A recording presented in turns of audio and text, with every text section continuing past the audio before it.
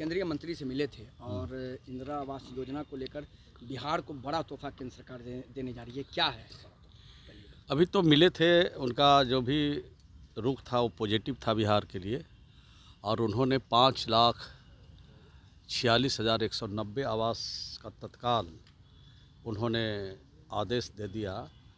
और बिहार में लगभग 13.5 लाख आवास आधे अधूरे थे, यानी प्रतीक्षा सूची में लोग थे। और कुछ दिन के बाद जब ये हम काम शुरू कर लेंगे तो फिर उनसे अनुरोध करेंगे, तो मैं समझता हूँ कि जो बैकलॉग है सब ख़त्म हो जाएगा। 11 लाख अभी जो बचे थे उसमें से हमको उन्होंने 5,46,190 आवास उन्होंने दिया। पैसा जो बकाया था वो पैसा क्या कितना? तो वो सब भी मिल जाएगा और मिल रहा है। अब पैसे की भी दिक्कत नहीं होगी। और प्रधानमंत्री आवास योजना में जो लोग प्रतीक्षा सूची में हैं उनको भी अब कोई परेशानी नहीं होगी, सबको अपना घर अपना छत मिलेगा। सवाल है, तेजस्वी यादव यात्रा पर निकले हुए हैं और माई बहन मान योजना की उन्होंने शुरुआत करने की बात कही है। 2500 रुपये देंगे महिलाओं को सरकार बनने पर। जब उनको मौका मिलता है तो अपने परिवार को देखते हैं, और जब मौका जनता नहीं देती है तो माँ बहन को देखने लगते हैं। किस माँ बहन को उन्होंने लोकसभा में टिकट दिया? एक टिकट अगर किसी महिला को मिला तो अपनी बहन को उन्होंने दिया। अपने जब चुनाव विधानसभा के लड़ते हैं तो अपने भाई को देते हैं। तो उनको अपने परिवार से फुर्सत मिलेगी तब ना माँ बहन को देखेंगे।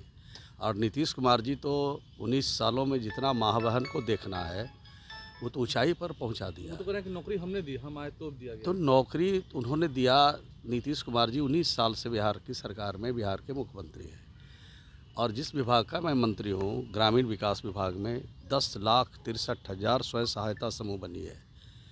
और गांव की गरीब महिलाएं हैं, किसी प्रकार से साक्षर है, और उनको आत्मनिर्भर बनाने का काम नीतीश कुमार जी ने किया। 1,31,00,000 परिवार को अभी तक हम लोग इसमें शामिल किया है। अब 1,31,00,000 परिवार के सामने न कोई भूखमरी की स्थिति है, न 2 जोन की रोटी के लिए किसी के सामने हाथ पसारना है, और न कोई उत्सव और बच्चों की पढ़ाई और दवाई के लिए किसी के महाजन का भी सहारा नहीं लेना है। तो 1,31,00,000 परिवार आज आत्मनिर्भरता की तरफ बढ़ रहा है। और ये साबित करता है कि नीतीश कुमार जी की महिलाओं के लिए जो सोच है, महिलाओं की तरक्की का, महिलाओं को आगे बढ़ाने का, वो काबिल तारीफ़ है। इतना ही नहीं है, हम लड़कियों को साइकिल योजना से भी आच्छादित किया है। जहाँ लड़की साइकिल से नहीं चलती थी उनको 3,000 रुपया साइकिल के लिए भी देते हैं।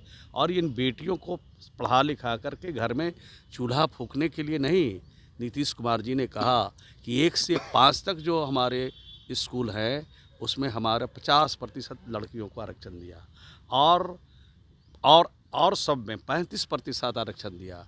आज तो बेटियां हर स्कूलों में, हर जगह पर नौकरी पा रही हैं, काम कर रही हैं। देश का पहला राज्य बिहार है जहां 30,000 से ज़्यादा बेटियों को डीएसपी बहाल किया है, उनको हमने दरोगा बहाल किया है, उनको सिपाही बहाल किया है। उस योजना से वो कह रहे हैं कि हम सरकार बनाने जा रहे हैं। कौन? तेजस्वी यादव 2025 महागठबंधन की सरकार तो अरे भाई, अभी तो विधानसभा में जब चुनाव लड़ रहे थे तब सरकार बना रहे थे, और विधानसभा के बाद अभी जो चुनाव हुआ उस 4 सीट पे 4 सीट वो जीत रहे थे। तो उनके बोलने का क्या मतलब है? बिहार की जनता तय करती है, कोई पॉलिटिकल पार्टी, कोई नेता तय नहीं करता है कि मैं सरकार बनाने जा रहा हूँ। जिसको जनता का आशीर्वाद प्यार मिलेगा वही बिहार में राज करेगा, वही देश में राज करेगा। प्रशांत किशोर इतना हमलावर क्यों है? प्रशांत किशोर इतना हमलावर क्यों है नीतीश कुमार? आपको लगता है कि एक फैक्टर होंगे, आप लोग प्रशांत दिक्कत करेंगे, खतरा पैदा करेंगे? नहीं, प्रशांत किशोर के बारे में ज़्यादा असेसमेंट आप ही लोग कर सकते हैं। हम लोग तो असेसमेंट कर चुके हैं। हम तो पहले दिन से उनके कार्यों का समर्थन नहीं करते हैं।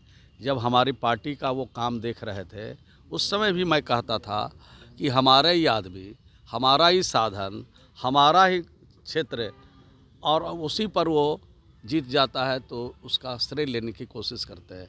उत्तर प्रदेश में उन्होंने कांग्रेस के लिए प्रचार किया तो कांग्रेस कहाँ चली गई? जो जीतने वाले लोग हैं, जो पॉलिटिकल पार्टी सत्ता में आने वाली है, उसी का वो कारोबार देखते थे और टीआरपी बढ़ा लेते थे। अब अपने पार्टी बनाया है तो आप देखते हैं कि कितना टीआरपी बढ़ता है, लेकिन उनकी पार्टी का बुनियाद ही का जो दीन है वही गलत है।